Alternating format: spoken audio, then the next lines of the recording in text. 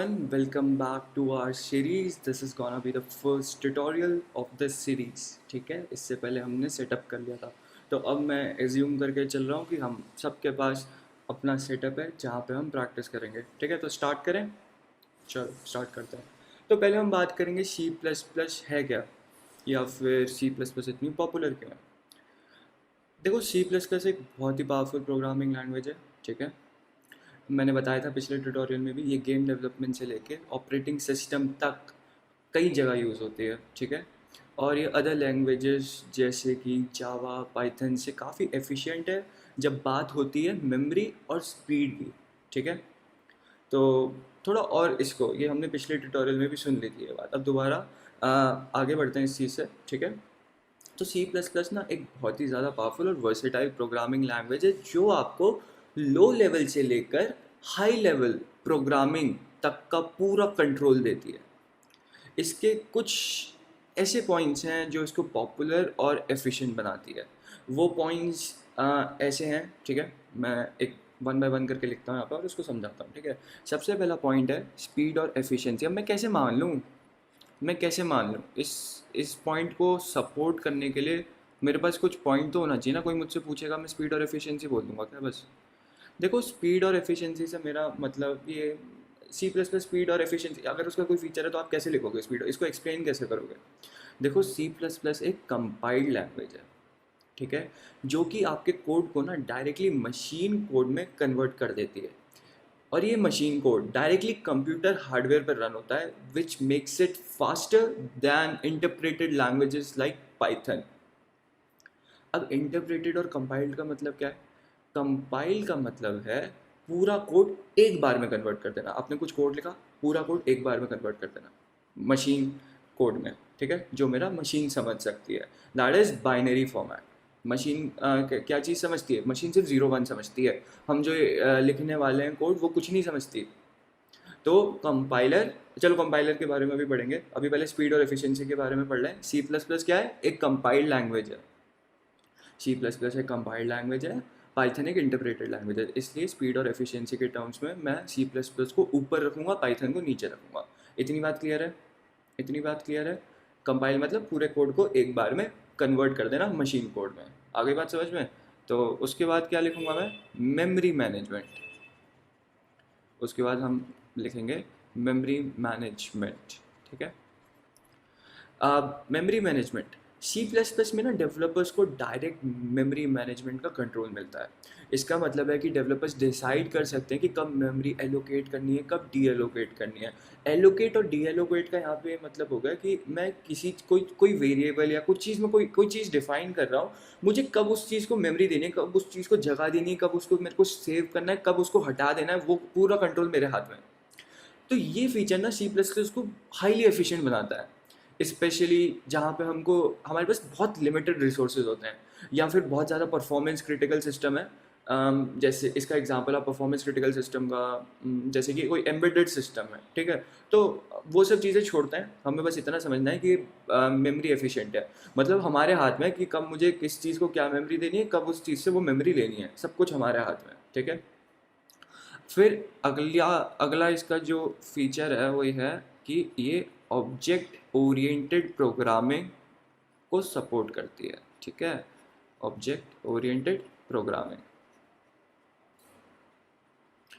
देखो, C plus plus supports object oriented programming, जो कि कोड को रीयूजेबल, मॉड्यूलरिटी और मेंटेनेबिलिटी प्रोवाइड करता है. ठीक है, सी प्लस प्लस में multiple inheritance, operator overloading, polymorphism, ये सब OOPs means object oriented programming, ये सारे उसके फीचर्स हैं. ठीक है, तो ये सब बहुत अच्छे से हमारे सी प्लस प्लस में इनका सपोर्ट दिया गया है.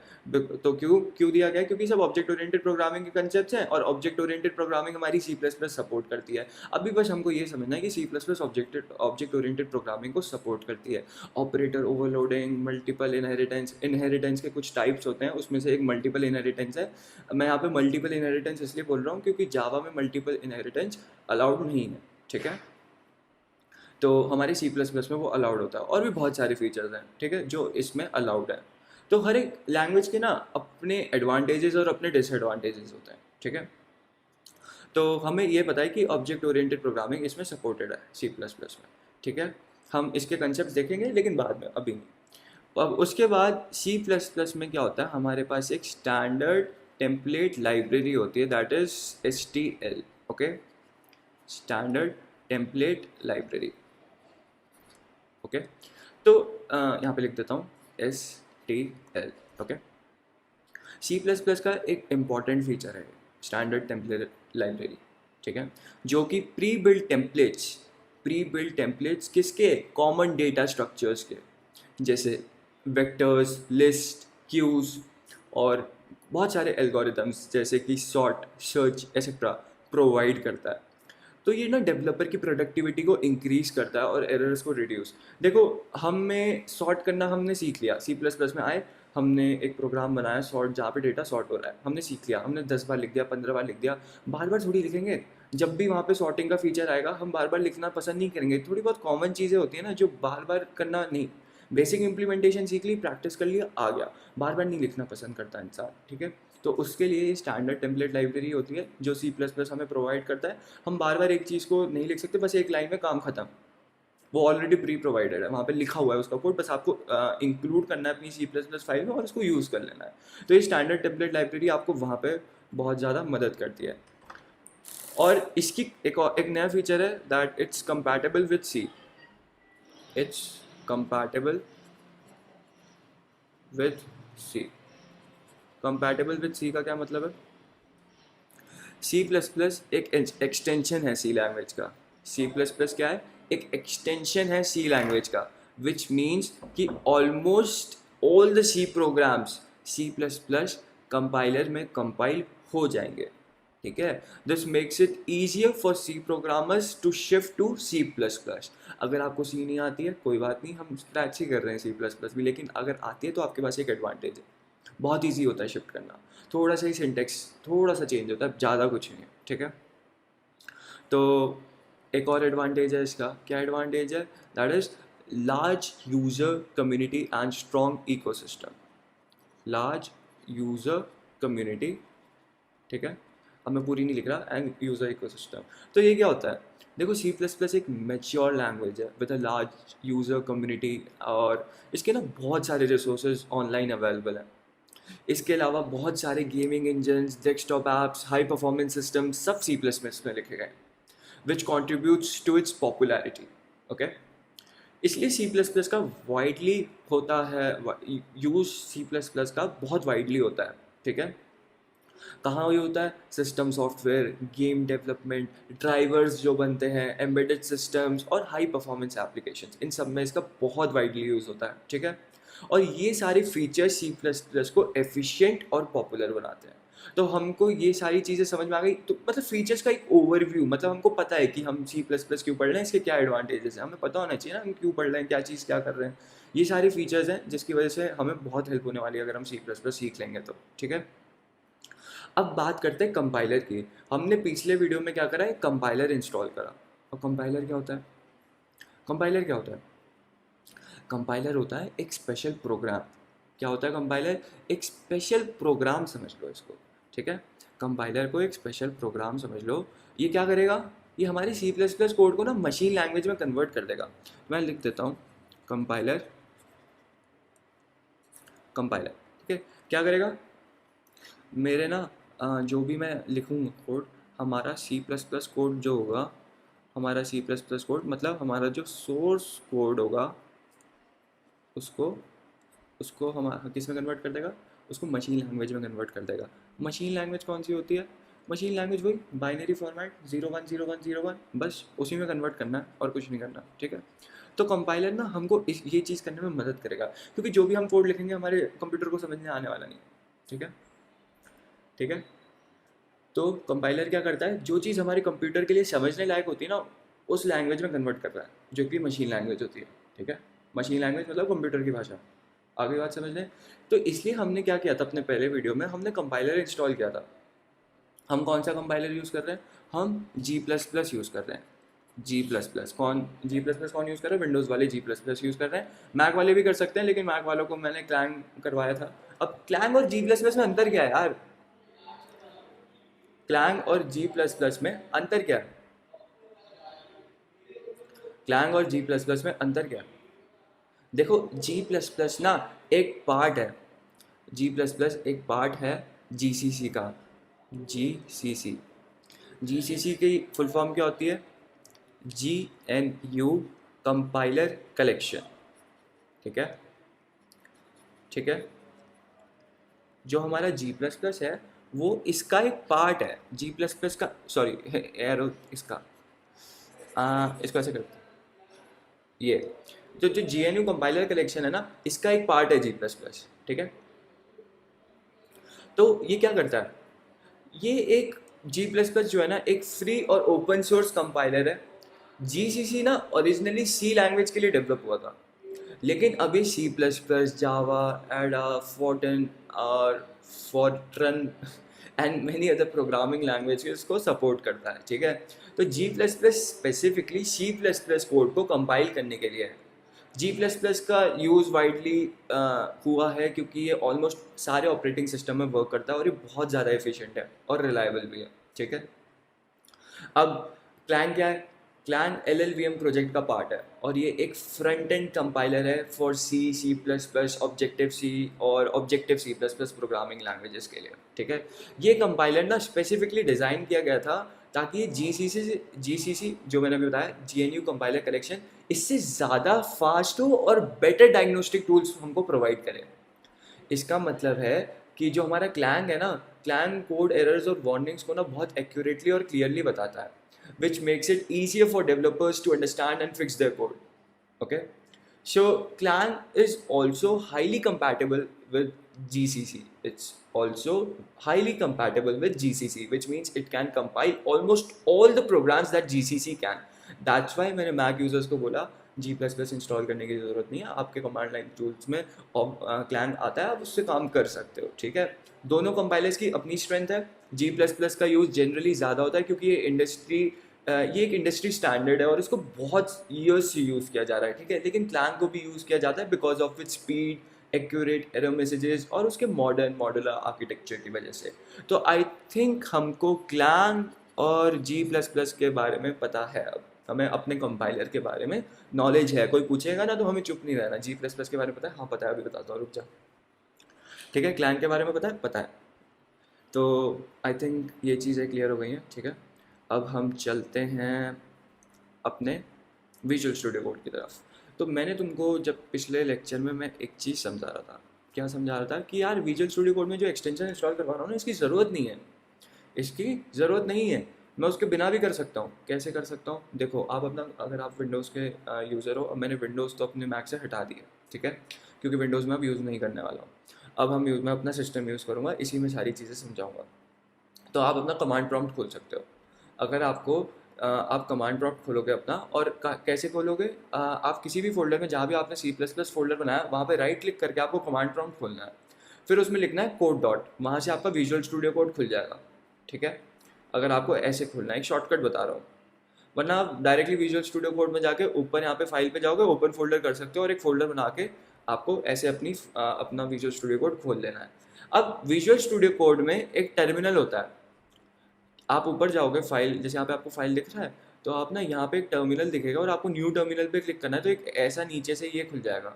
ठीक है, इसको आप बड़ा छोटा कर सकते हो।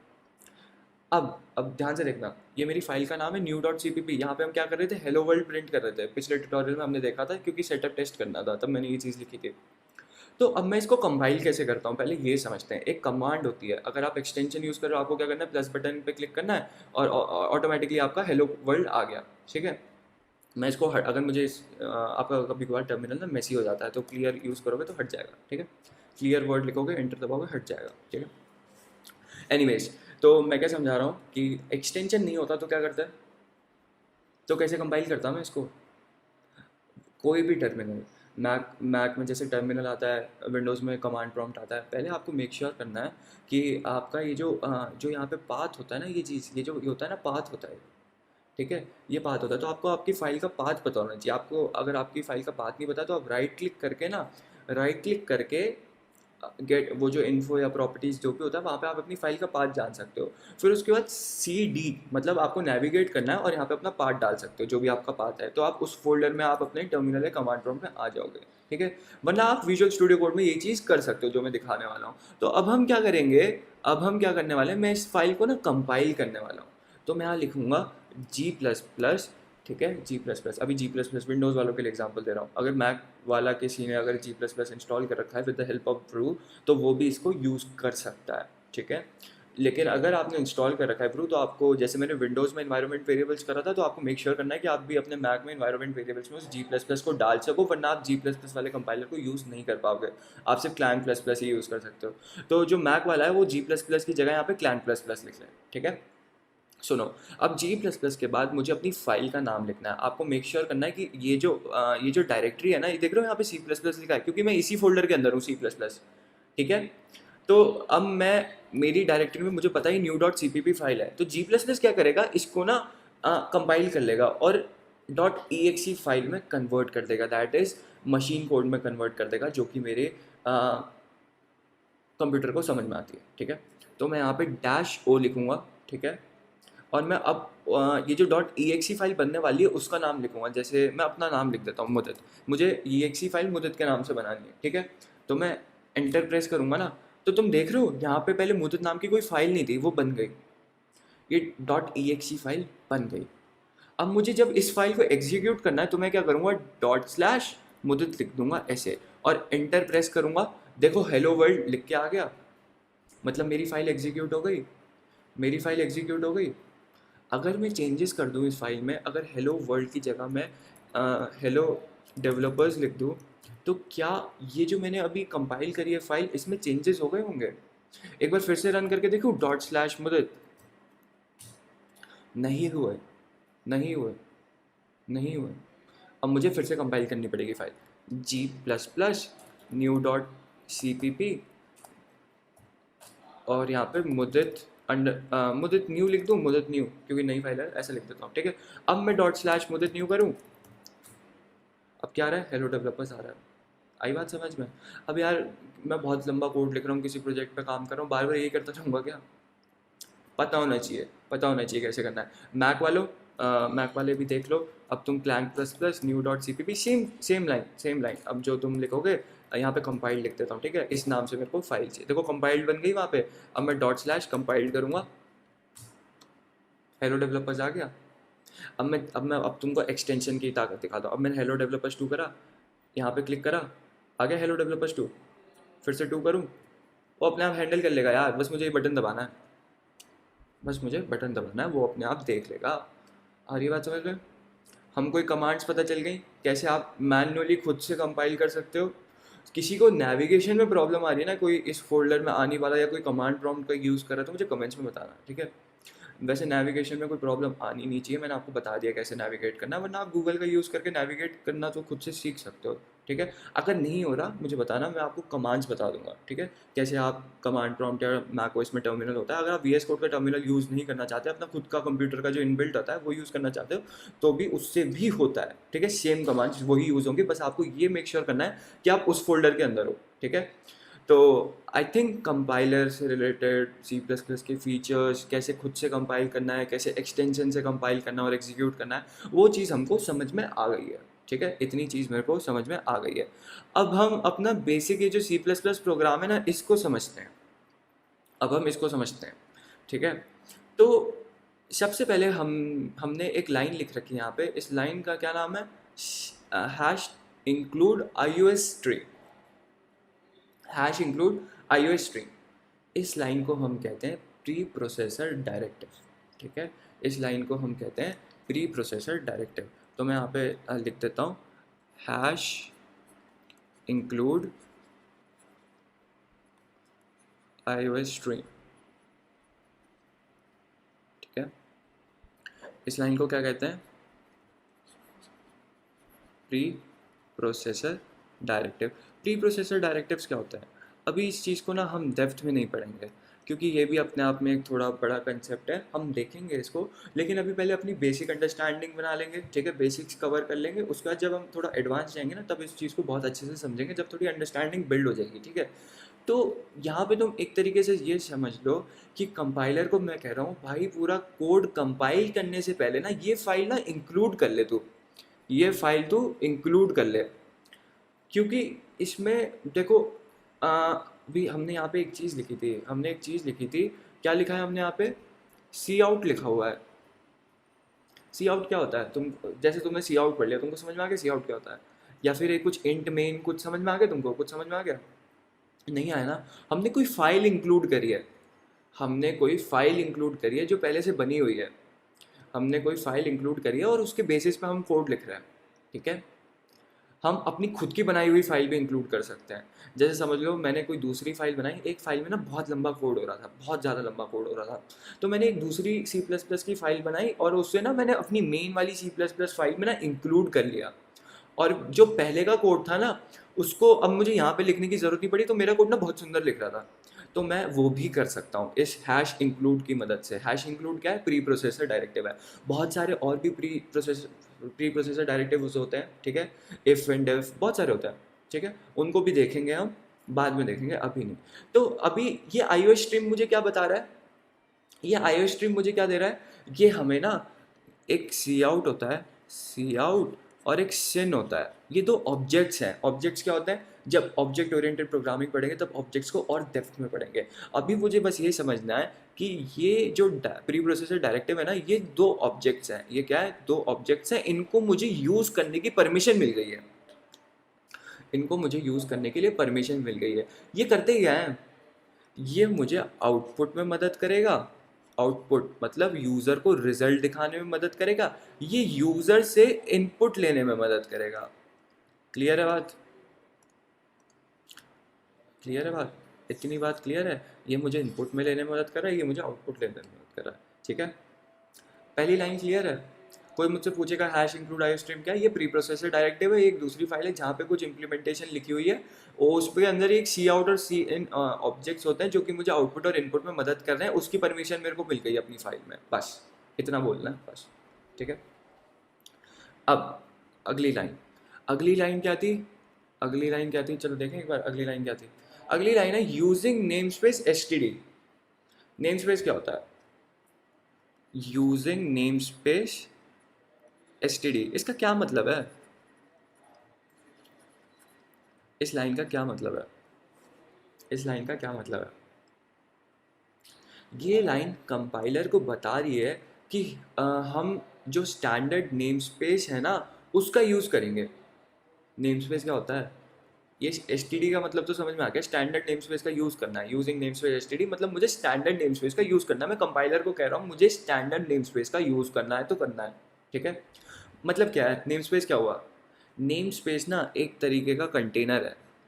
नेम स्पेस अगर मैं यहाँ पे ऐसा कुछ बना दूँ, ये समझ लो एक कंटेनर है, ठीक है।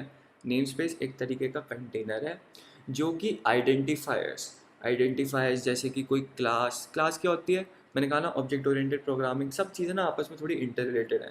स्टार्टिंग में हमको थोड़ा समझना पड़ेगा, ठीक है, थोड़ा सा समझना है कि हाँ ये चीज़ ये होती है, बस मान लिया। क्योंकि जब बाद में जब हम और अच्छे से कंसेप्ट्स को पढ़ेंगे और दूसरे कंसेप्ट्स को पढ़ेंगे ना, तो तब बाद में तुम इंटरलिंक कर पाओगे इन चीज़ों को, तब तुम्हें और अच्छे से समझ में आएगा, ठीक है। एक दिन में हम ऐसा तो है नहीं ना पूरी चीज़ को अच्छे से समझ जाएंगे और पूरी अच्छे से एक ही दिन में पढ़ लेंगे, हल्के हल्के हल्के हल्के अंडरस्टैंडिंग बनती है ना।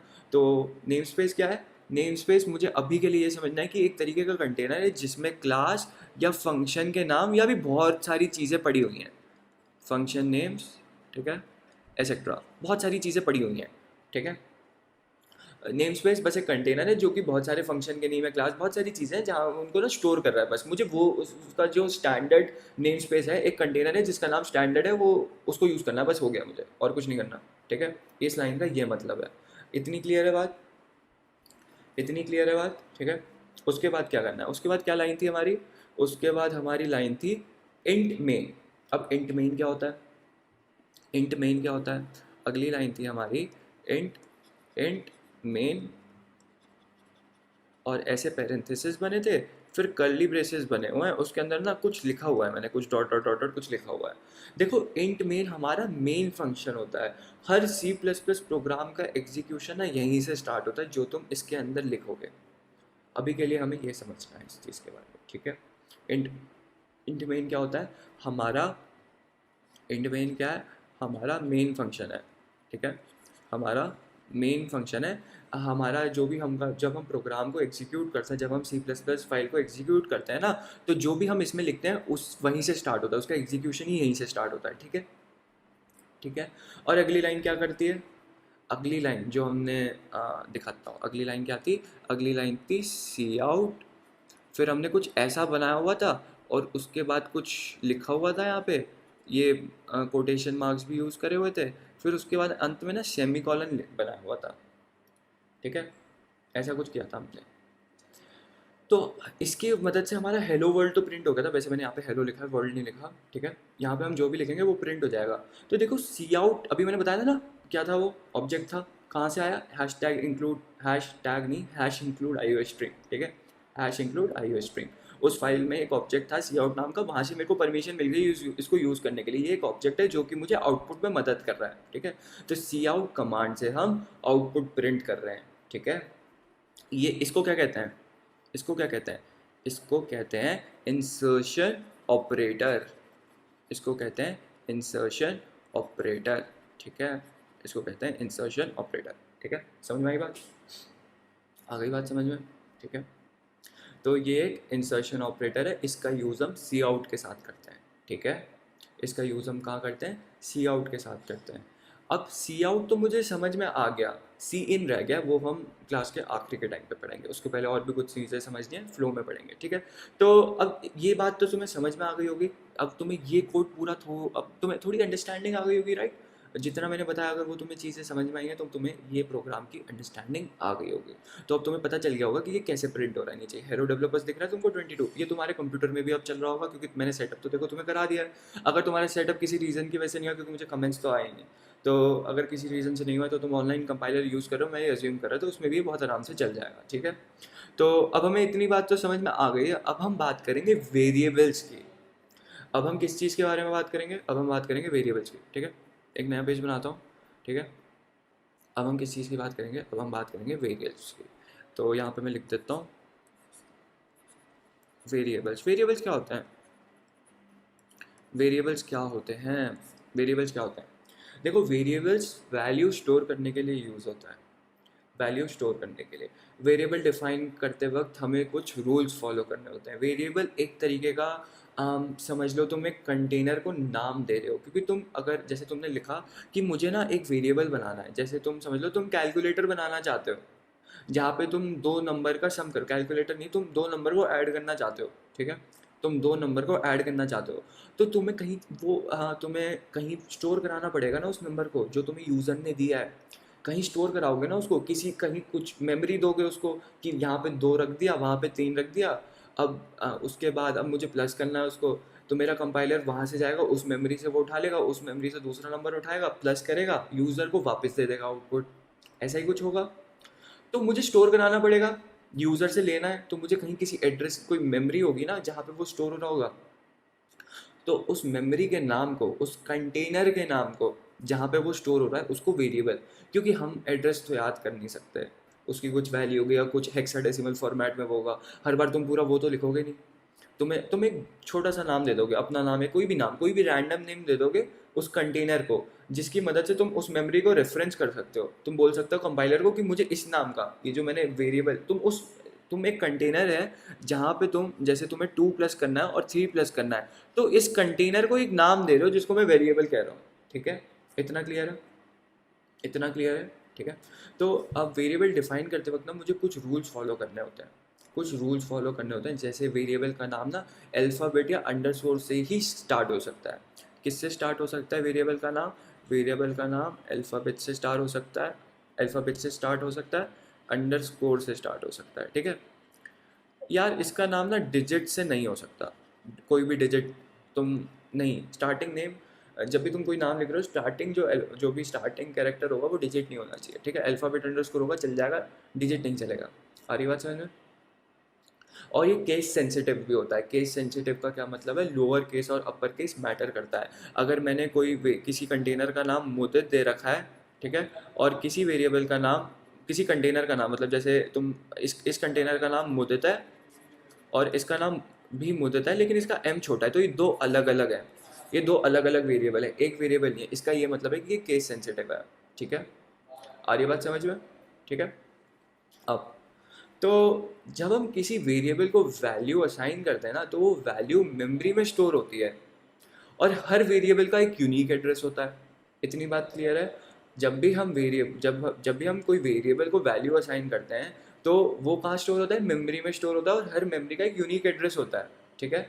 और ये मेमोरी बाइनरी यानी जीरोज और वंस में डेटा स्टोर करती है, ठीक है। ये जो मेमोरी है ये बाइनरी फॉर्मेट में स्टोर करती है डेटा को, दैट इज जीरोज और वंस, ठीक है। अब जीरोज और वंस में कैसे स्टोर करती है, चलो अब इस चीज़ को समझते हैं, ठीक है। देखो अब मैंने तुमको बताया ना, अभी मैंने एक वेरिएबल बनाया 2 और उसको मेमोरी में स्टोर कर दिया, लेकिन वो ना मेमोरी में 2 नहीं स्टोर होगा। देखो तुमको एक चीज़ बताता हूँ, ठीक है। जैसे लेट्स से एक कंटेनर है मेरे पास, एक एग्जांपल ले लेते हैं, ठीक है। एक एग्जांपल ले लेते हैं, लेट्स से मुझे 8 स्टोर कराना है, ठीक है। कोई भी नंबर ले लो, कोई भी नंबर ले लो। तुमको पता है ना डेसिमल से बाइनरी में कैसे कन्वर्ट करते हैं, डिवाइड करते हैं और रिमाइंडर्स देखते जाते हैं। तो अगर मैं यहाँ पे लिखूँगा, इसको डिवाइड करूँगा 2 से, तो 2 4 ज़ा 8, यहाँ पे रिमाइंडर कितना आ गया, 0 आ गया, ठीक है। 2 2 ज़ा 4, रिमाइंडर कितना है, 0 आ गया। और 2 1 ज़ा 2, 2 1 ज़ा 2, यहाँ पे क्या आ गया, रिमाइंडर 0। अब जब मैं इसको इस फॉर्मेट में लिखूँगा, क्या लिखूँगा, 1 0 0 0, तो ये मेरा बाइनरी फॉर्मेट होगा। मैंने 8 को बाइनरी में कन्वर्ट कर दिया, ये मेरा बाइनरी नंबर है और ये मेरा डेसिमल नंबर है, राइट। फॉर्मेट होता है ना कुछ। तो जो वेरिएबल है, जो वो एड्रेस है, जब तुमने एक वेरिएबल बनाया, उसको 8 नंबर की वैल्यू दे दी, तो जब प्रोग्राम कंपाइल होगा ना, तो उस एड्रेस पे 1000 स्टोर होगा, ठीक है। इतनी बात समझ में आ रही है। एड्रेस में 1001, मैंने कहा ना कंप्यूटर को 1010 वाली भाषा समझ में आती है, तो वो ऐसे स्टोर होगा, ठीक है। आ रही बात समझ में। तो लेकिन अब 1000 स्टोर तो हो गया, लेकिन अब देखो हमारे पास क्या होते हैं। अब मुझे पता कैसे चलेगा, देखो अगर मैंने किसी वेरिएबल में अगर मुझे ए स्टोर करना है, ए बी सी डी, मेरे को ए स्टोर करना है इस कंटेनर में।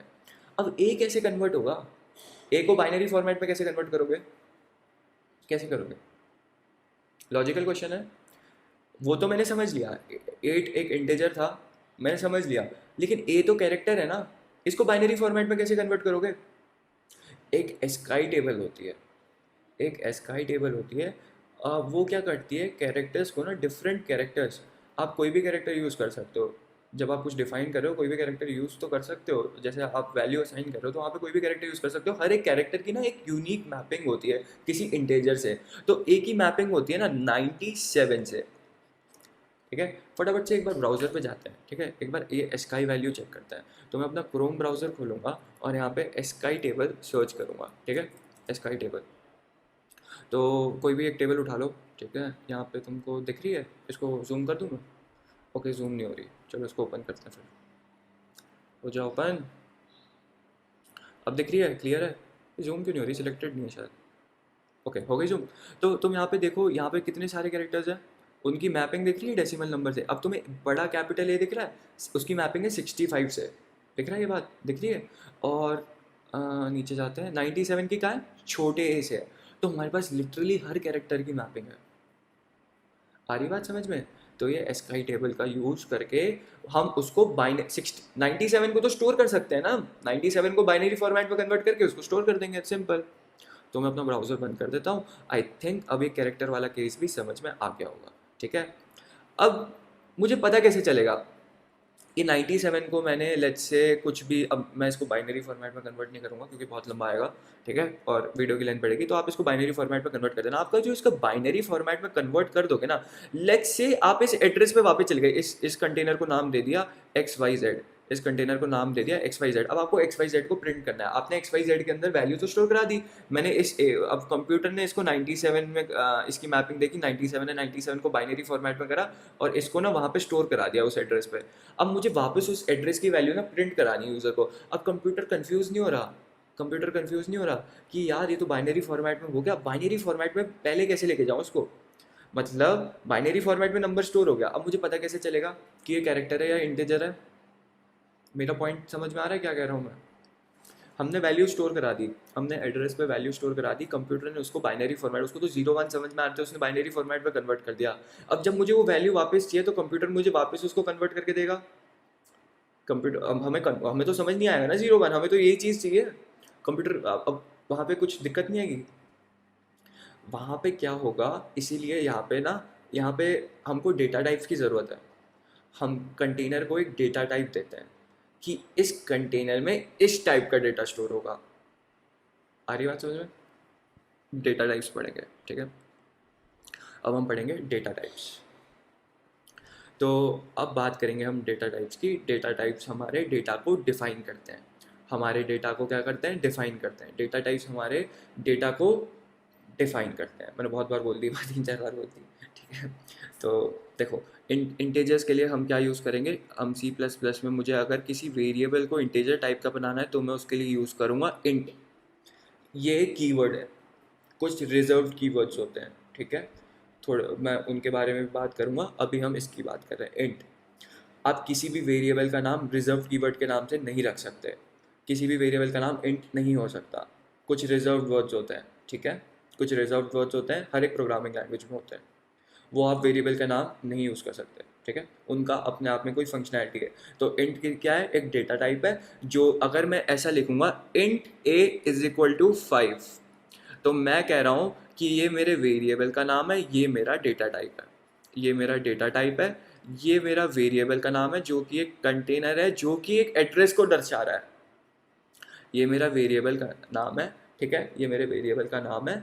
ये किसी कंटेनर, कोई एक मेमोरी एलोकेट हुई होगी जहाँ पे नंबर स्टोर हुआ है, उस कंटेनर का नाम है ए, जिससे मैं उस कंटेनर को रेफरेंस कर रहा हूँ, ठीक है। मुझे पता चल जा रहा है, मतलब ए बताना है मुझे कंपाइलर को, ये जो ए नाम का है ना, तूने जहाँ भी स्टोर करा है, जिस भी मेमोरी पे स्टोर करा है ना, मुझे उससे मतलब नहीं है, मेरे कंटेनर का नाम ए था, मुझे वहाँ उसकी वैल्यू चाहिए जो भी मैंने वैल्यू उस पर स्टोर कराई है, और उस वैल्यू का टाइप क्या था, इंट था।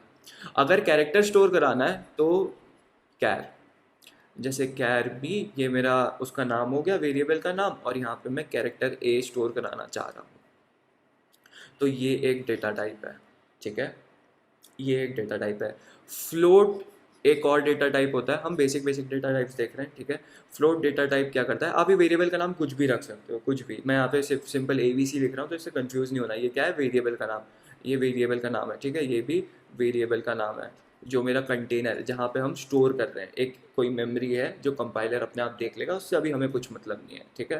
तो वो अपने आप देख लेगा। यहाँ पे मैं जैसे 6.27 एक डेसिमल वैल्यू स्टोर कराना चाहता हूँ, तो फ्लोट वेरिएबल वो करेगा, इंटीजर सिर्फ इंट 1 2 3 4 5 6 दैट्स इट, मतलब और भी 99,000 1000 ऐसा कुछ नंबर, ठीक है। लेकिन 6.27 2.227 कोई भी डेसिमल वैल्यू स्टोर करनी है तो उसके लिए हम फ्लोट डेटा टाइप का यूज़ करेंगे, ठीक है।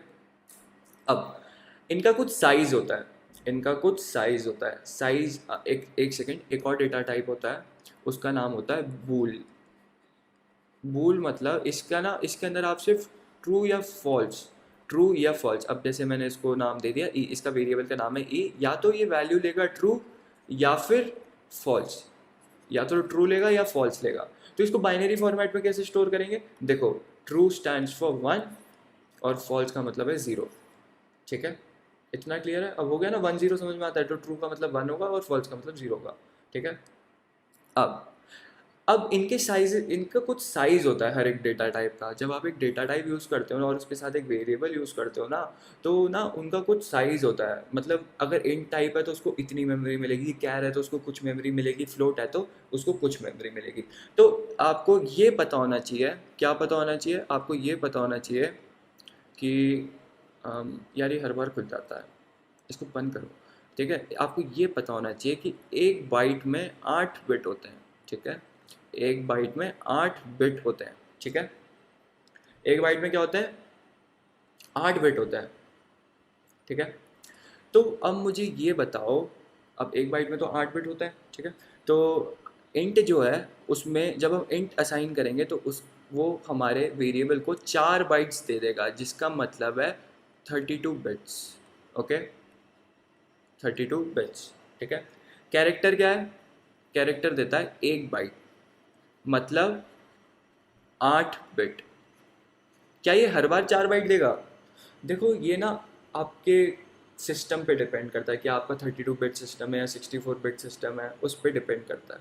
ठीक है, तो इसका हम पता लगा सकते हैं कि हमारे कंप्यूटर में कितनी मेमोरी दी जा रही है with the help of size of operator. अब ऑपरेटर्स क्या होते हैं वो हम अगले ट्यूटोरियल में पढ़ेंगे। एक साइज ऑफ करके ऑपरेटर होता है जिसकी मदद से हम इसका पता लगा सकते हैं कि कितना साइज, कितने साइज का। अब जब मैं जैसे ये ए बता रहा हूँ, ये ए जो वेरिएबल है इसको कितनी मेमोरी मिली है, इसका कितना साइज है बाइट्स में, ये आपको बता देगा। ठीक है, फ्लोट करता है, फ्लोट कितना करेगा, फ्लोट कितना करेगा, फ्लोट का साइज 4 बाइट्स, किसी किसी सिस्टम में 8 बाइट्स भी आता है, और इंट का भी 4 बाइट्स और 2 बाइट्स आता है किसी किसी सिस्टम में। ठीक है, ये डिपेंड करता है, आपके सिस्टम में ही हमेशा कांस्टेंट नहीं रहता है। ठीक है, और ये जो हमारा बूल है, ये जो हमारा बूल है, ठीक है, इसका भी 1 बाइट।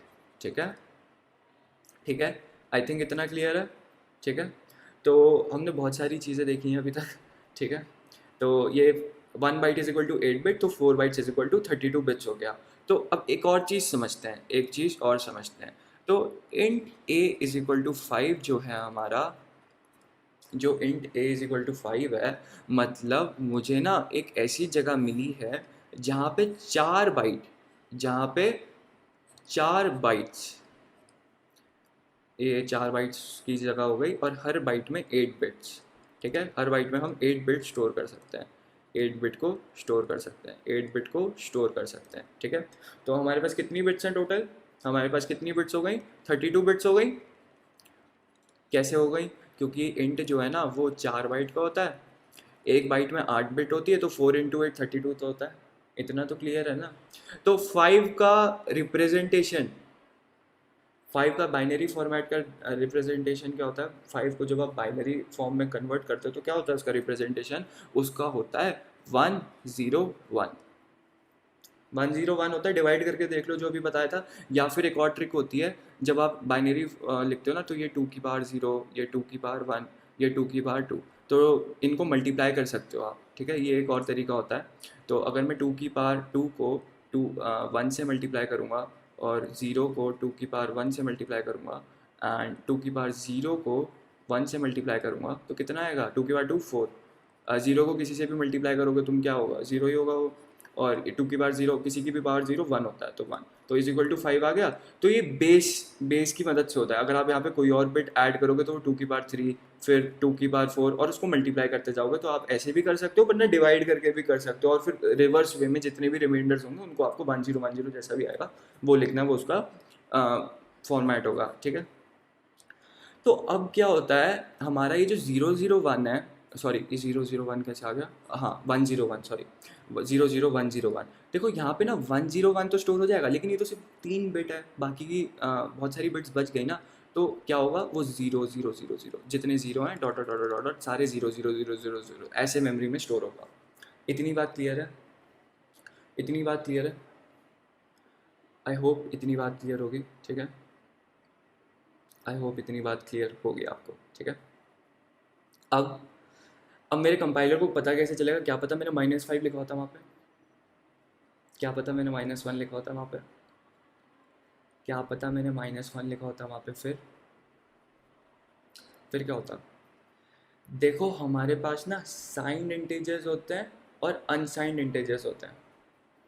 हमारे पास कौन से इंटीजर्स होते हैं, साइंड होते हैं और अनसाइंड इंटीजर्स होते हैं। अब हम उनके बारे में चलो अब साइंड और अनसाइंड इंटीजर के बारे में पढ़ लेते हैं फटाफट।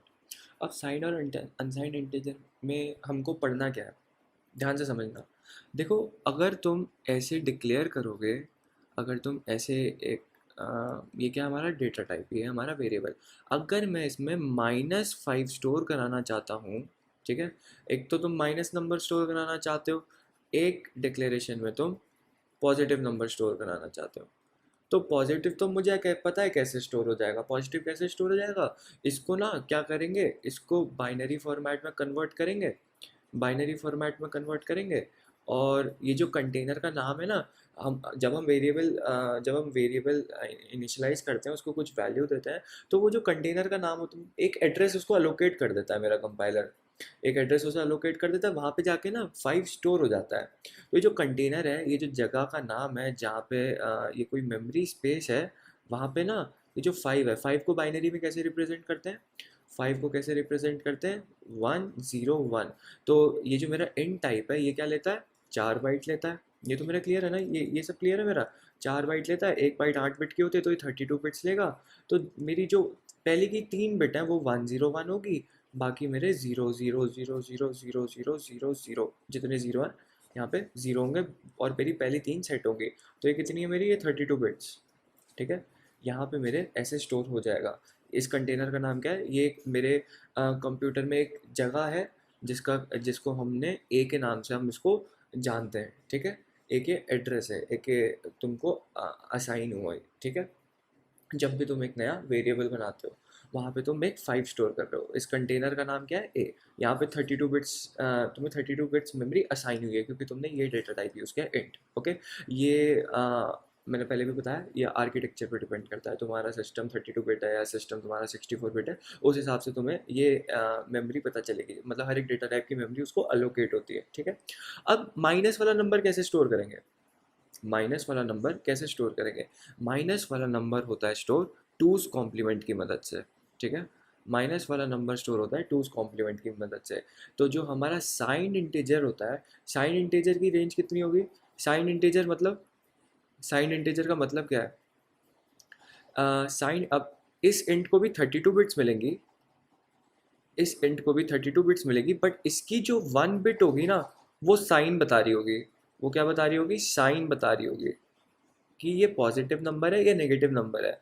तो पॉजिटिव नंबर के लिए हम ज़ीरो ज़ीरो यूज़ करेंगे, और नेगेटिव नंबर के लिए 1 यूज़ करेंगे।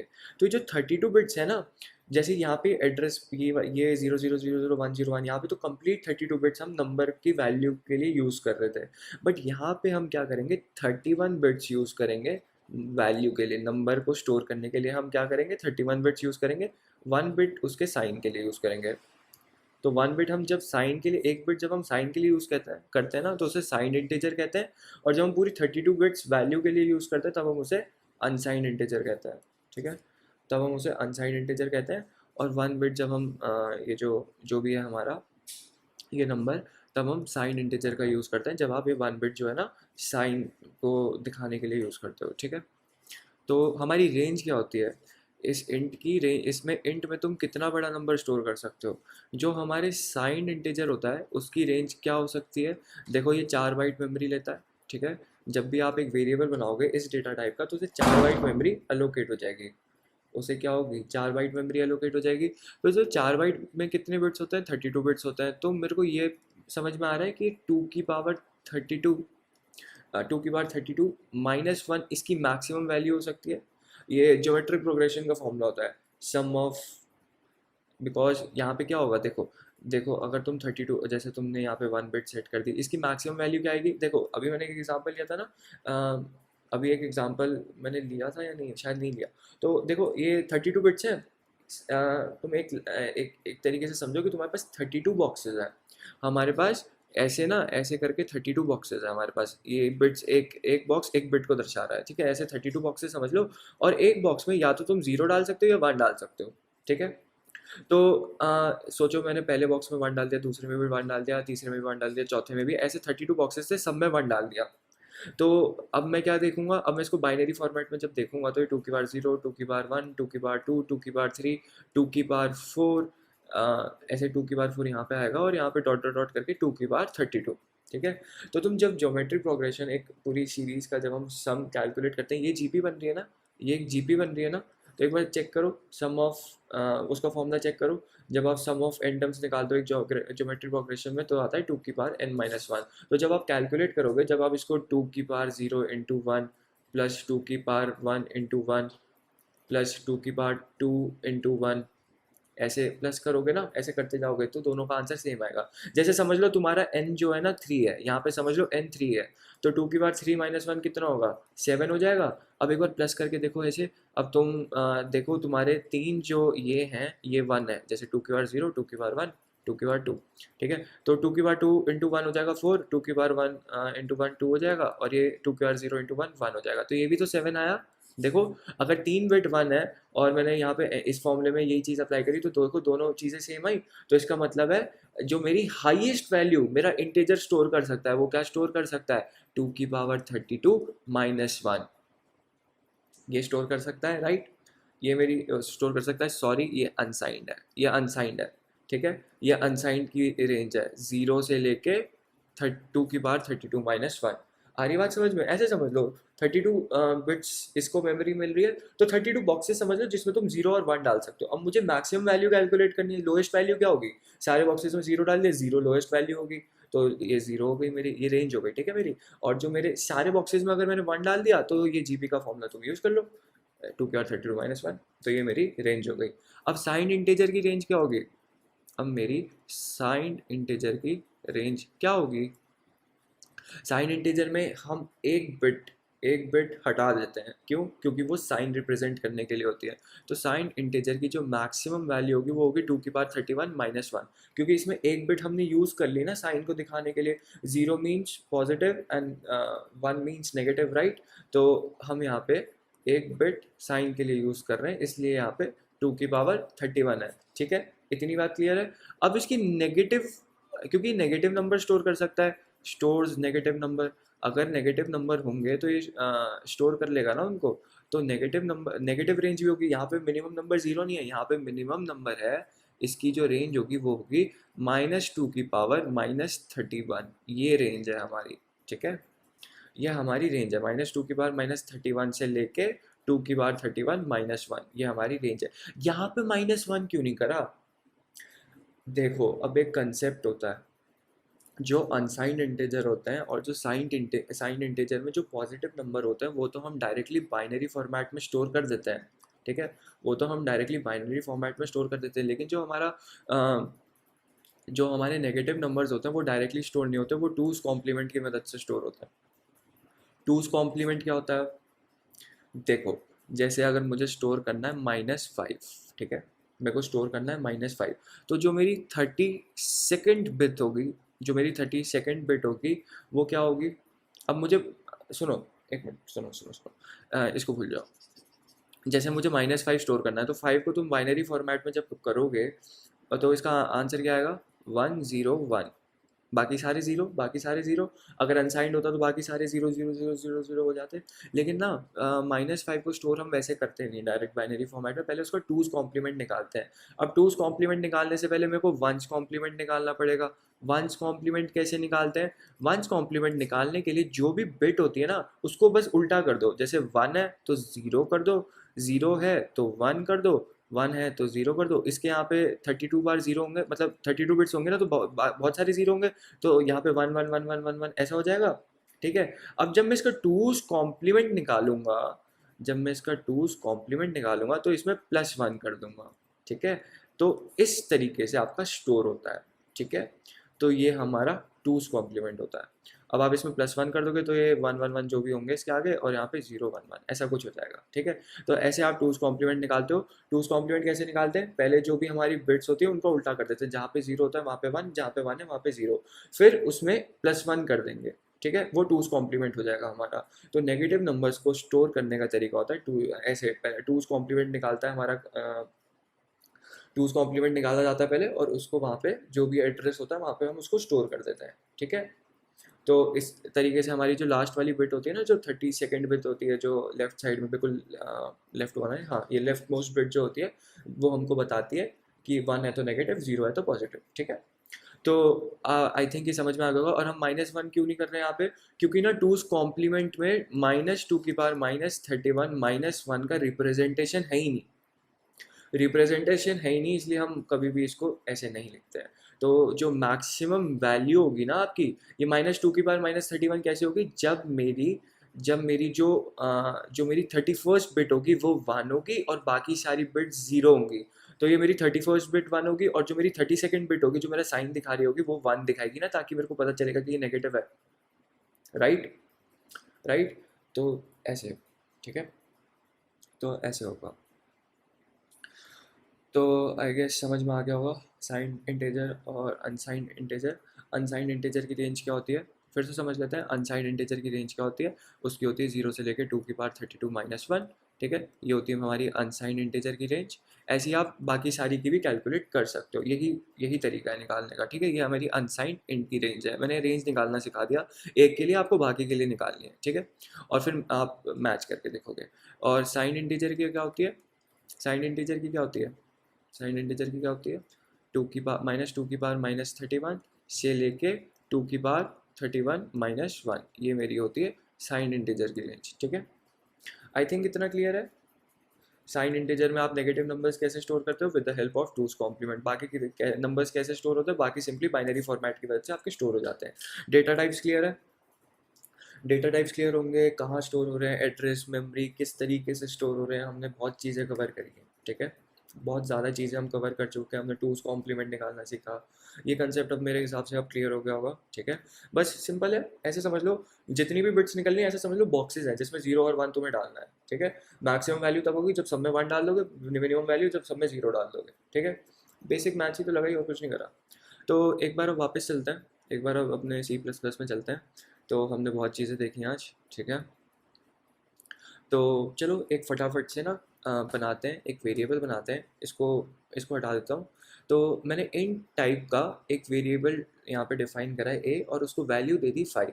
ठीक है, और इसमें ना हमेशा हर एक सेंटेंस के बाद तुमने एक लाइन लिख दी कोड की, उसके बाद तुम्हें ये सेमी कॉलन लगाना है। सॉरी, वैसे इसको टर्मिनेटर कहते हैं। ठीक है, ये बताता है हमारे कंपाइलर को कि ये लाइन मैंने यहाँ ख़त्म कर दी है। ठीक है, हर लाइन के बाद आप C++ में इसका यूज़ करोगे। ठीक है, अब मुझे क्या करना है, यहाँ पे प्रिंट कर देना है इसको। तो with the help of cout, अब ये कहाँ से आया, ये हमारा हैश इंक्लूड आईओ स्ट्रीम से आया। हमने स्टार्टिंग में इसके बारे में पढ़ लिया। ये हमको क्या हेल्प करेगा, यहाँ पे हमको प्रिंट करने में मदद करेगा। तो प्रिंट करके देख लें, देखो 5 आ गया, आ गया 5। अब लेट्स से मैं कैर ए इज इक्वल टू ए, मैंने एक कैर डेटा टाइप का यूज़ करा है यहाँ पे, और एक वेरिएबल डिफाइन करा है ए नाम का। ठीक है, फिर से एक बार इसको प्रिंट करके देखते हैं, क्या हम प्रिंट कर पाएंगे इसको। चलो देखते हैं। यहाँ पे एरर आ गया, यहाँ पे लिख के आ रहा है redefinition of A with different type. पहले हमने सेम जो हमने नाम दिया था पिछले वाले कंटेनर को, जब कंटेनर क्यों बोल रहा हूँ, अब हम इसको कंटेनर हमने समझ लिया ना एक बार।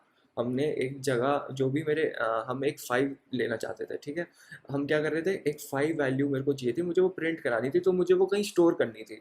तो वो स्टोर जहाँ कर रहा है, जो एड्रेस था ना, उसको मैंने यहाँ पे ए नाम दे दिया था, और मतलब एक वेरिएबल डिफाइन कर दिया, एक कंटेनर। ठीक है, ये चीज़ क्लियर है ना, अब ये चीज़ क्लियर है, मैं इसको वेरिएबल बोलूँगा। हमने यहाँ पे एक वेरिएबल डिफाइन करा है। ठीक है, आई थिंक क्लियर होगा।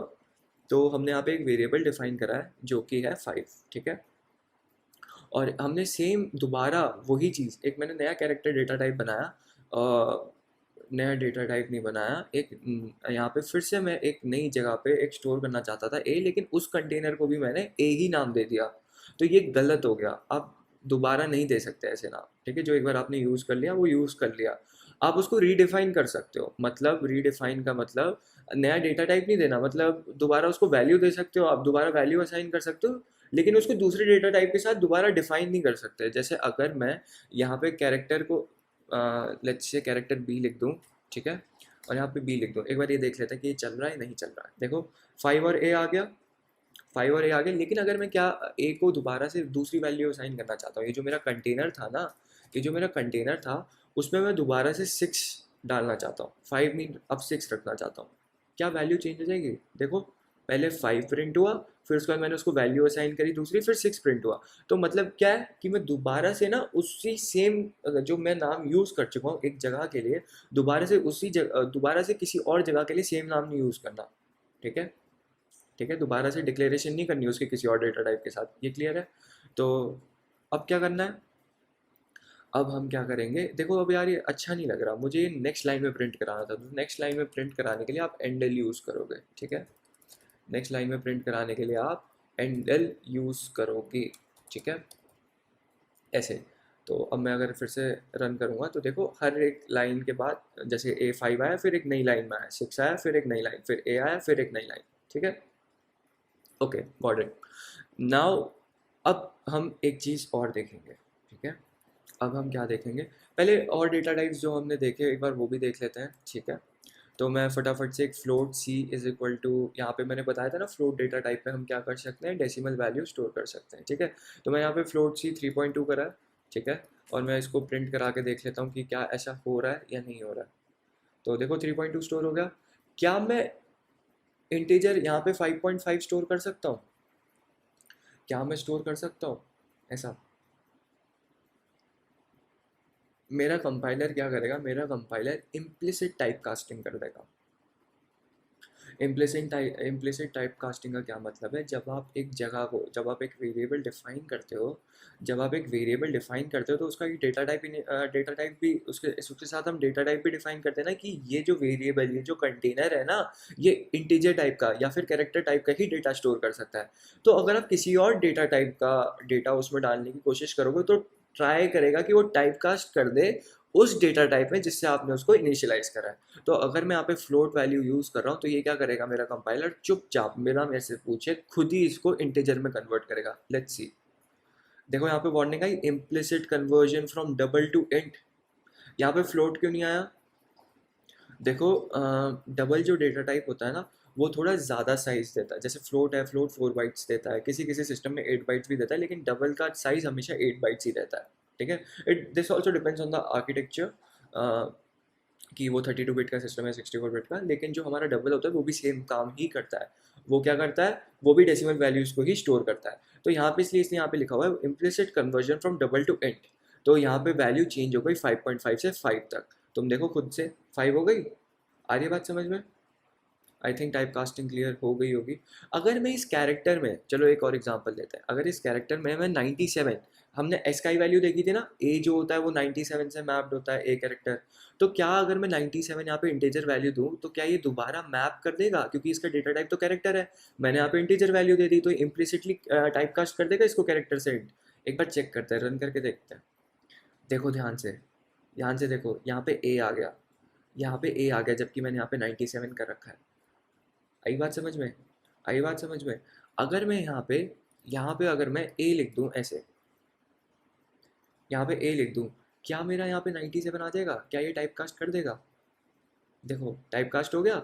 मैंने इसमें कैरेक्टर वैल्यू स्टोर कराने की कोशिश करी, लेकिन मेरे कंपाइलर ने खुद ही इंटीजर में टाइप कास्ट कर दिया उसको।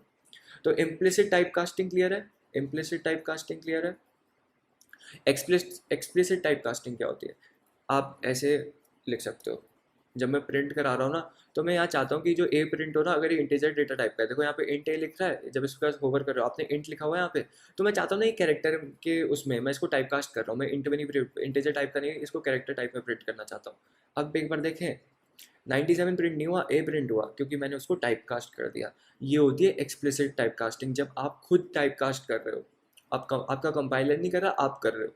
आ रही बात समझ में? तो हमने टाइप कास्टिंग भी देख लिया। ठीक है, हमने प्रिंट करना सीखा, हमने वेरिएबल डिफाइन करना सीखा, उसमें वैल्यू डालना सीखा, वो कहाँ स्टोर हो रहा है, कैसे स्टोर हो रहा है, कितनी रेंज होती है एक डेटा टाइप की। एक साइज ऑफ ऑपरेटर भी होता है। हम ऑपरेटर्स अगले हाँ अगले ट्यूटोरियल में देखेंगे, बट उससे पहले मैं क्या चाहता हूँ, एक बार आप लोग ना साइज़ भी देखो। तो एक साइज़ ऑफ ऑपरेटर होता है, अगर मैं ऐसे लिखूँगा, साइज़ ऑफ ऑपरेटर जो होता है ना, अगर मैं ऐसे ही यूज़ करूँगा साइज़ ऑफ और पेरेंथेसिस लगा के ये वैल्यू दूंगा उसको ए। ठीक है। तो अभी क्या कर रहे हैं, अभी मैं इसको अभी हम क्या करें, एक नई फाइल बनाते हैं। ठीक है, एक नई फाइल बनाते हैं और ये साइज़ ऑफ ऑपरेटर, या फिर यहीं देख लें, यहीं देख लें, इसको मैं 9 दे देता हूँ। ठीक है, ये सब चीज़ें हटा देते हैं अभी के लिए। ठीक है, अब एक बार इसका साइज़ देखूँ मैं प्रिंट करके, इसका मैं साइज़ देख लूँ प्रिंट करके। ये चीज़ थोड़ी मैं दिखाना चाहता हूँ, बस यहाँ पे तुमको साइज़ दिखेगा इसका। ठीक है, एक बार देखते हैं, और इस सब को रिमूव कर देता हूँ। ठीक है, ये सारी स्टेटमेंट्स हटा देता हूँ, बस एक बार साइज़ देखते हैं। ठीक है, प्रिंट करूँ इसको, कितना आ रहा है? 4 बाइट्स आ गया, 4 बाइट्स आ गया। इंटीजर का साइज़ कितना है? 4 बाइट्स। कैर का देख लें, कैर डेटा टाइप का देख लें, कैर डेटा टाइप का कितना है, कैर डेटा टाइप का देखते हैं। ठीक है, कितना आना चाहिए? 1 बाइट आना चाहिए। आ गया 1, आ गया 1। एक बार फ्लोट का भी देख लेता हूँ। फ्लोट, इसमें क्या वैल्यू स्टोर होती है? डबल डबल कह रहा हूँ, डेसिमल वैल्यू स्टोर होती है। ठीक है, एक बार इसको भी देख लेते हैं। 4 आ गया। एक बार डबल डेटा टाइप का भी देख लें, इसमें भी डेसिमल वैल्यू स्टोर होती है। ठीक है, इसका साइज आएगा 8, 8 बाइट्स आ गई। ठीक है, तो हमने एक डेटा टाइप और देखा था, बूल। एक बार इसको भी देख लेते हैं। ओके, इसकी वैल्यू, ये क्या लेता है वैल्यू? ये ट्रू या फॉल्स लेता है। ठीक है, तो एक बार फिर से देख लेते हैं। देखो इसकी वैल्यू 1 प्रिंट हो रही है, ठीक है। तो बूल भी क्या लेता है, क्या लेता है बूल, बूल भी 1 बाइट लेता है, ठीक है। तो हमने इन सब का साइज भी अपने सिस्टम्स में देख लिया। आपके सिस्टम में शायद थोड़ा डिफरेंट भी आ सकता है, बिकॉज ये डिपेंडेंट होता है, ठीक है, आपके सिस्टम में। तो हमने सक्सेसफुली ये ट्यूटोरियल आज का कंप्लीट कर लिया है, ठीक है। अगर आपको समझ में आया प्लीज़ मुझे कमेंट्स में बताओ, ठीक है। और अगर पसंद आया आज का वीडियो, समझ में आया, तो लाइक करो, कमेंट करो और शेयर करो, बेल आइकन दबाओ, क्योंकि हर रोज़ नई वीडियो 12 बजे रात को, दिन में, रात को नहीं दिन में आ जाएगी, ठीक है। और वेब डेवलपमेंट की सीरीज़ भी चल रही है सेम चैनल पे, आप वो वाली प्लेलिस्ट भी जाके देखो। अभी हम वहाँ पे HTML डिस्कस कर रहे हैं, हमारी HTML भी ख़त्म होने वाली है, अब हम CSS पे भी आने वाले हैं। तो please make sure you check out that playlist also. So thank you guys, रात के 1 बज रहा है अभी, ठीक है। चलो बाय बाय, गुड नाइट।